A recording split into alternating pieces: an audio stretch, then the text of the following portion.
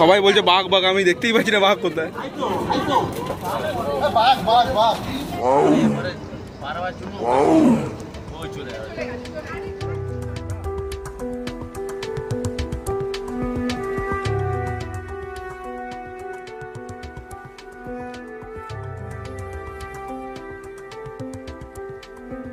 সুন্দরবন ভারত এবং বাংলাদেশ মিলিয়ে প্রায় 10,000 বর্গ কিলোমিটারে বিস্তৃত পৃথিবীর সবথেকে বড় ম্যানগ্রোভ অরণ্য।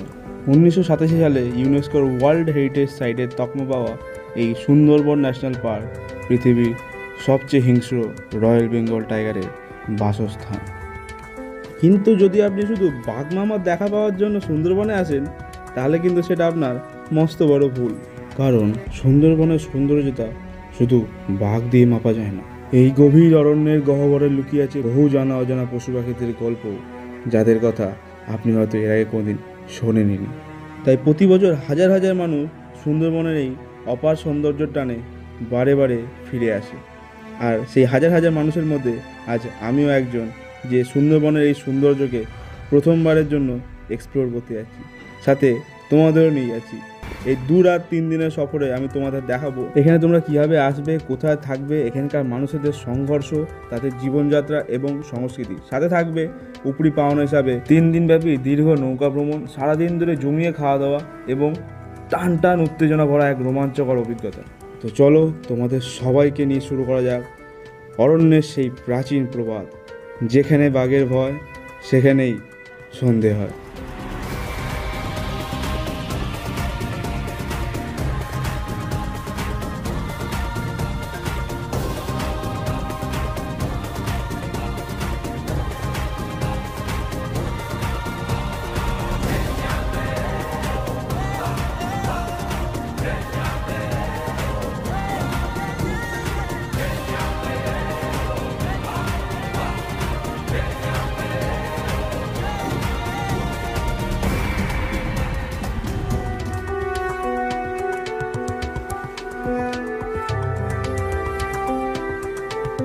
গুড মর্নিং গাইজ, এখন বাজে 6:54। আমরা এখন বিধাননগর স্টেশনে দাঁড়িয়েছি। আর একটু পরে ট্রেন, আমাদের গন্তব্য হচ্ছে 7:42 ক্যানিং লোকাল, যেটা ইউজুয়ালি সবাই ধরে থাকে।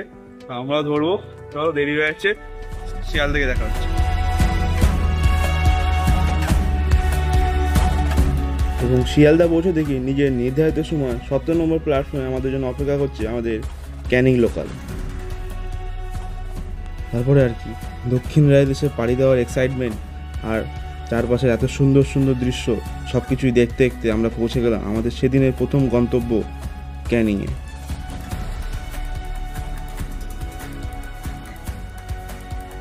এরপর স্টেশন থেকে বেরিয়ে সমস্ত ট্রাভেল এজেন্সি অফিসগুলোকে পেছনে ফেলে বাজারের বিরুদ্ধে হাঁটতে হাঁটতে তো আমরা পৌঁছে গেলাম ক্যানিং বাস স্টপে।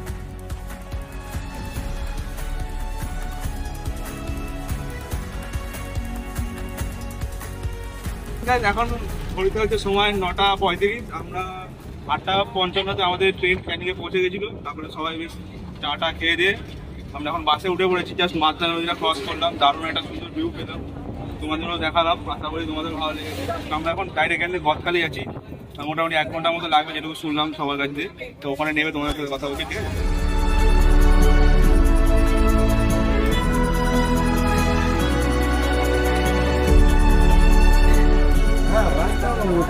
তো এখন বাজে 10:12। আমরা গদখালি বাস স্টপেজে নামলাম। দেখতে হচ্ছে পেছনে সব বাস ফাস দাঁড়িয়ে আছে। এখানে কিছুটা হাঁটতে হবে, গিয়ে তারপরে ফেরিঘাটটা পৌঁছাবো। এত সুন্দর রাস্তা, রোদ ঝকঝকে একটা ওয়েদার। কালকে এত বাজে ওয়েদার ছিল, হয়তো ভাবছিলাম যে আজকে জায়গায় আসাটাই পন্ড হয়ে যাবে। এই সামনেই ফেরিঘাট চলে এসেছে, দারুণ ভিউ। তো তোমাদের দেখাবো সামনের ভিউটা।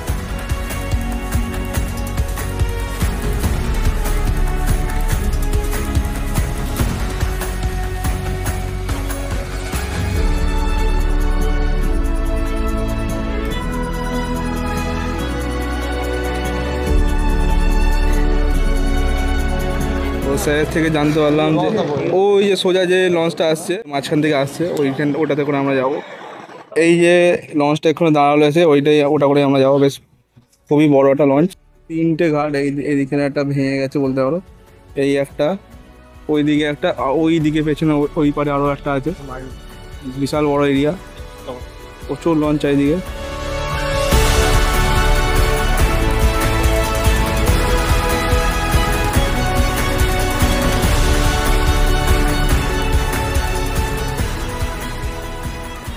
ট্রিপে আমি কারোর সাথে এলাম সেটাই তো বলা হয়নি।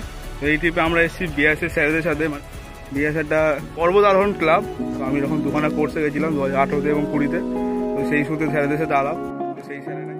এবং এরপরে নৌকা ঘাট থেকে ছেড়ে দেওয়া হয়। ঘড়ি কাটা বলছে তখন সময় 11:05। ফাইনালি আমাদের 3 দিনব্যাপী এই দীর্ঘ সুন্দরবন ভ্রমণ শুরু হলো।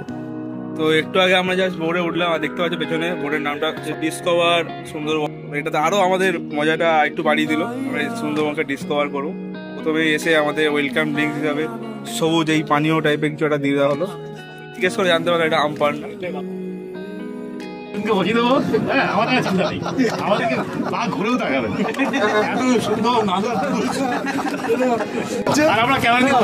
ওয়েলকাম ড্রিঙ্কসের পরে আমাদের এখানে ওয়েলকাম কচুরি দেওয়া হয়েছে। এটা শুনলাম এটা নাকি মাছের পুর দিয়ে করা হয়েছে। কি মাছের সেটা জানতে পারলে খুব ভালো হতো। এখানে আলুর দম আছে।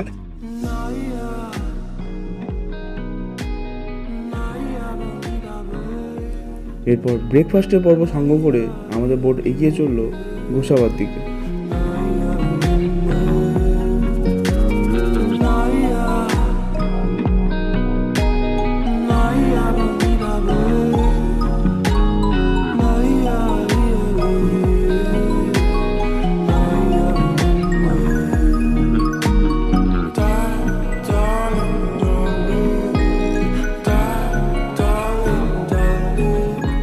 এইমাত্র আমরা গোসাবায় নামলাম। এই যে পেছনে আমাদের লঞ্চ দাঁড়িয়ে গেছে।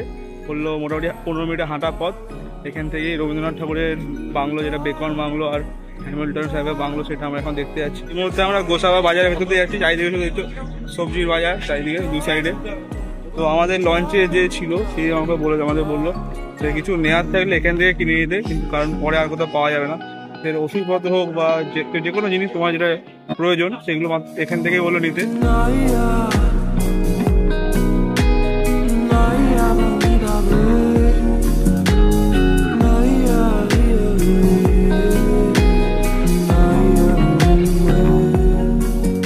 এই মুহূর্তে আমরা এখন হ্যামিল্টন সাহেবের বাংলোতে আছি, যেটা দেখে খুব একটা আহামরি কিছু মনে হচ্ছে না। ফাঁকা জায়গার মধ্যে একটা ছোট্ট ঘরের মতো, বাট এটা একটা ঐতিহাসিক গুরুত্ব আছে। সেটার জন্য লোকে এখানে বারবার দেখতে আসে জিনিসটা। সব কিছু তো ঐতিহ্য বাঙালি ধ্বংস করে দিচ্ছে। এই কিছু একটা দুটো এরকম কিছু আছে যেটা এখনো বেঁচে আছে।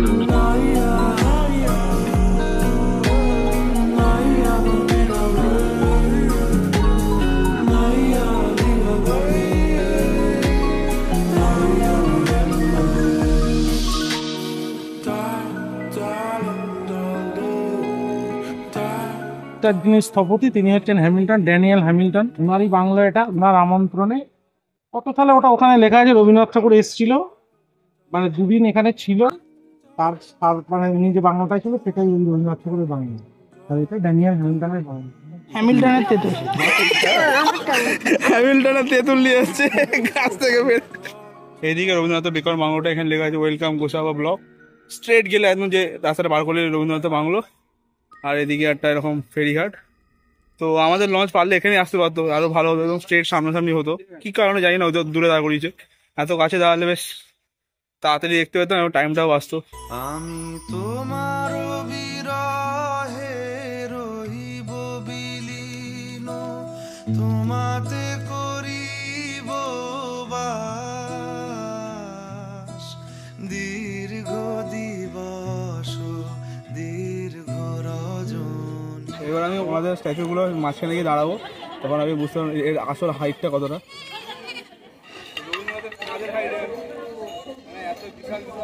যদি আরো কারে ভালোবাসো, যদি আরো ফিরে নাহি আসো, তবে তুমি যা চাও তাই যেন পাও, আমি যত দুঃখ পাই গো। এখন আমি বাংলোর একদম পেছন সাইডে, এই সামনের দিকটা যেহেতু পার্ক খোলা জায়গা, আমি তোমার দেখানোর চেষ্টা করছি ভেতরের দিকটা কি মানে কি আছে ভেতরে। কিছুই নেই বলতে, ফাঁকা একেবারে।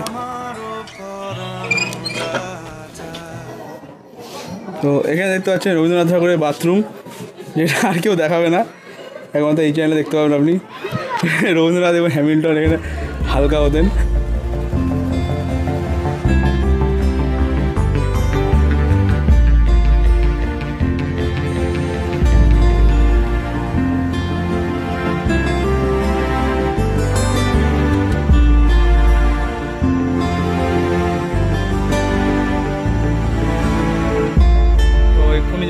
থেকে আমাদের লঞ্চ ছেড়ে দিল, আর দেখতে পাচ্ছ এদিকে প্রচন্ড রোদ, আর বোর্ডে ওঠার সাথে সাথে আমাদের গরম গরম নদী মাছ ভাজা এটা হলো উইথ সস, ভালোই লাগছে।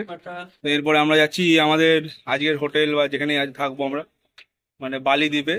ন্যাচারালি লোকের সবাই পাখিরালয় বা অন্য কোথাও যেগুলো আছে সেই সব জায়গায় থাকে, সেখানে রিসর্ট ভর্তি এবং জনবসতি প্রচুর, এবং তোমার ঘাট থেকে নামার পরে 10 মিনিট মতো হেঁটে তোমাকে যেতে হবে, নদীর একদম পাড়ে তুমি পাবে না। আর যেটা শুনলাম বালি দ্বীপে একমাত্র আমাদের লঞ্চে আজ রাতে থাকবে, মানে খুবই আইসোলেটেড একটা জায়গা বলতে পারো, যে খুব লোকজন কম, একটা দুটো রিসর্ট সবে নতুন নতুন তৈরি হয়েছে, আশা করি ভালো লাগবে। আর তো এই হলো ব্যাপার, সামনে খুব সুন্দর একটা ভিউ তোমাদের দেখাচ্ছি, দেখতে যাও।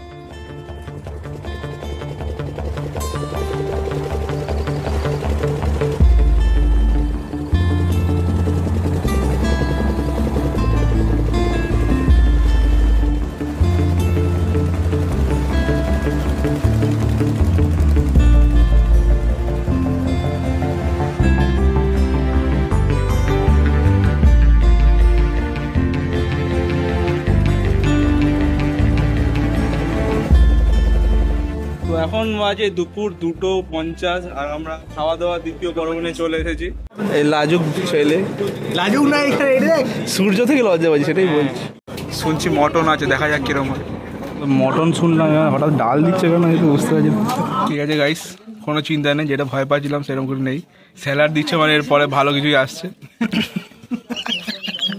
বলছি বলে আমাকে খাবার স্যালাডই দিচ্ছে না, কি বল পেঁয়াজ থাকলে দাও না, পেঁয়াজ বলছি তুমি পেঁয়াজ, এটা আমাদের যেটার জন্য বসেছিলাম আশায়। এভাবেই লাঞ্চের পর্ব শেষ করে এরকম মনোরম প্রাকৃতিক পরিবেশকে উপভোগ করতে করতে আপনারা পৌঁছে যাবেন বালি দ্বীপে। বালি যুব আবাসন বাইরে থেকে অত ভালো না লাগলেও ভেতরে কিন্তু তার পুরো উল্টো। খুবই সুন্দর একটা রুম, পরিষ্কার পরিচ্ছন্ন, সুন্দর, সামনের দারুণ ভিউও আছে। এদিকে 2টো বেড, এদিকে 3টে বেড, আর এদিকেও 3টে বেড। আর বাইরে সুন্দর একটা ভিউ আছে, এরকম একটা ফাঁকা জায়গা। আর এদিকে একটা ব্যালকনি আছে লম্বা, এদিকে একটা সুন্দর ভিউ, ওখানে একটা বেসিনও আছে, থাকা জায়গাটা খুবই সুন্দর। তো আমি এখন একটা জলের ট্যাঙ্কির উপরে উঠে গেছি, এর ওপরে জলের ট্যাঙ্কিটা আছে, মোটামুটি এখানে দাঁড়ানোর একটা ভালো জায়গা। এটা হচ্ছে আমাদের রিসর্ট, যেখানটা আমরা আছি, এখানে আমাদের ছাড়া সেরকম কেউ নেই। ওই যে ওইটা হচ্ছে নদী, ওখানে আমাদের লঞ্চটা দাঁড়িয়ে আছে, আমরা এখানে আছি। নদীটার ঠিক ওপারে যে জঙ্গলটা, ওখানে পুরোটা নেট দেওয়া, মানে ফেন্সিং করা আছে। স্যাররা বলছিল যে বাঘের জন্যই দেওয়া আছে, নাহলে এমনি তো দেবে না। এবং আরেকটা জিনিস জানতে হবে যে মাঝে মাঝে লাল লাল কিছু কাপড় দেওয়া আছে এক জায়গায় লাগানো, এখানে যেহেতু বাঘের অ্যাটাক হয়েছে বা কেউ মারা গেছে, সেখানে ওই লাল লাল মানে মার্কিং করার জন্য ওই কাপড়গুলো বাঁধা আছে। এখন সন্ধ্যে 5:30 বাজে, আর চারিদিকে পুরো অন্ধকার হয়ে গেছে, দেখতে হচ্ছে লাইট ফাইট জ্বলে গেছে। আর এই আমাদের সুমিতদা দিদি বেরিয়েছিল হাঁটতে, দিদি দেখলাম একটা কালো রঙের নাকি বড় সাপ দেখেছে, ভয়টা একটু পেয়ে গেছে, তাই আমরা একটু সতর্কভাবে হাঁটছি। কারণ এখানে সব দেখি ঘুমাচ্ছি, ল্যাদ খাচ্ছে। ঘুরতে এসেছি 2 দিনের জন্য, তাও যদি ল্যাদ খাই তার কোনো মানে হয় না। সবসময় তো এইসব জায়গায় আসা হয় না, একটু ঘুরি, বাইরের পরিবেশটা কীরকম একটু দেখে আসি। এই হচ্ছে রাতের পরিবেশ, এখানে নদী পেয়ালির জঙ্গল, আর ওখানে একদম তার দিয়ে ফেন্সিং করা আছে। তো বাঘের ভয় আছে নিশ্চয়ই, সেই জন্য ফেন্সিংটা করা আছে। এই যে আমাদের এরিয়া, ওই যে গ্রিল দেওয়া আছে, সামনে গেট, ওর বাইরে গেলে কোনো সেফটি নেই। ওটা যে কপালে যখন থাকে তখন হয়, সো কোনো তো চিন্তা করলে আপনি, আমরা কারো ক্ষতি তো করতে যাইনি।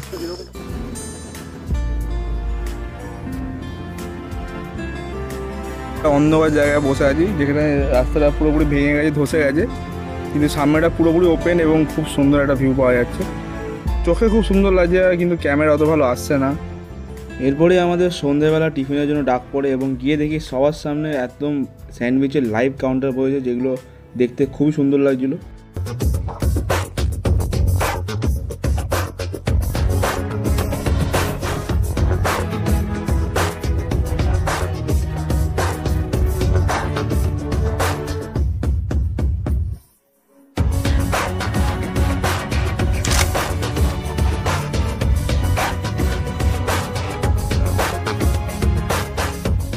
তো এখন কিন্তু 7টা বাজে, আমাদের এখানে নন ভেজ তাদের জন্য চিকেন স্যান্ডউইচ আছে, যারা ভেজ খায় তাদের জন্য ভেজ স্যান্ডউইচ।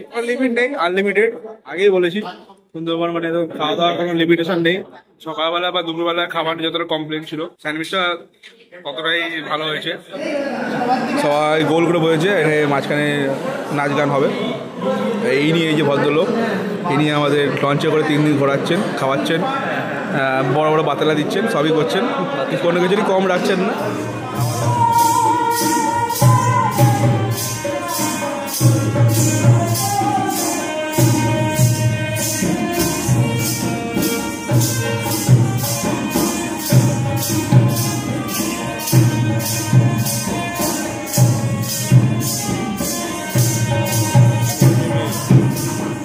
ফ্লেক্সিবল ভাই,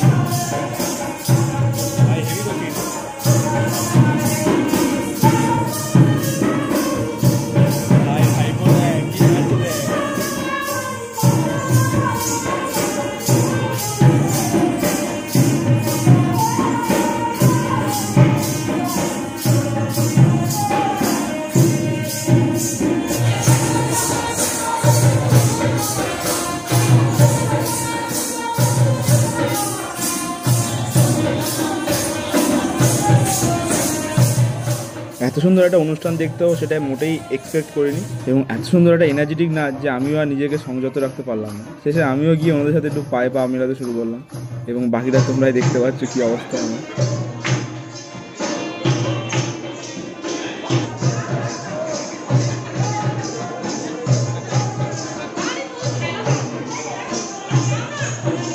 নাচ টাচ কমপ্লিট করে ঘেমে টেমে চান হয়ে গেছি। একবার নাচতে নাচতে পড়েও গেলাম, পা মুচকে একা, পা এখন ব্যথা করছে, ঠান্ডা ঠান্ডা পড়েছে, এখন ভালোই ব্যথা করছে। যদি কালকে সকালের মধ্যে সেরে যায় খুব ভালো, নাহলে এই ব্যথা নিয়ে আমরা একটু হালকা হালকা ফুরাতে হবে। দারুণ মজা পেয়েছি এই নাচগুলো। স্পেশালি কী বলে আমি যদি পারি জিজ্ঞেস করে তোমাদের জানাবো, আর তোমরা যদি জানাবো কমেন্টে জানাবো। এখন আমরা একটু বেরিয়েছি আবার রাত্রি ভ্রমণে, গিয়ে আবার একটু নদীর পাড়ে যাবো, গিয়ে বসবো, খাবার যখন হবে, যখন ডাকাডাকি করবো তখন যাবো।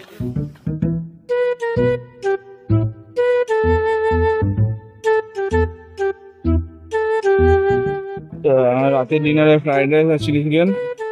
ফ্রাইড রাইসটা পেয়েছি, চিলি চিকেন এখনো পাতে পড়েনি, তাই আপনাদের দেখাতে পারছি না, পড়লে অবশ্যই দেখাবো। সারাদিনে অনেক ধকল গেছে, আজকে জমিয়ে খাবো। এই তরকারি কোথায় গেল? ওদিকে দেখি না, ওদিকেও তো তরকারি দেয়নি। ধরো নিকুচি করে খুব খিদে হয়েছে, শুধুই খেয়ে নি। এই যে এসে গেছে ফাইনালি, এবার তরকারি চলে এসেছে। কী রে বাবা ভাই, নিয়ে এসে দাঁড়িয়ে আছে, দেবে না নাকি? আরে দেবে তো, খিদে পেয়েছে, তাতেই দাও। হ্যাঁ দিয়েছে ফাইনালি।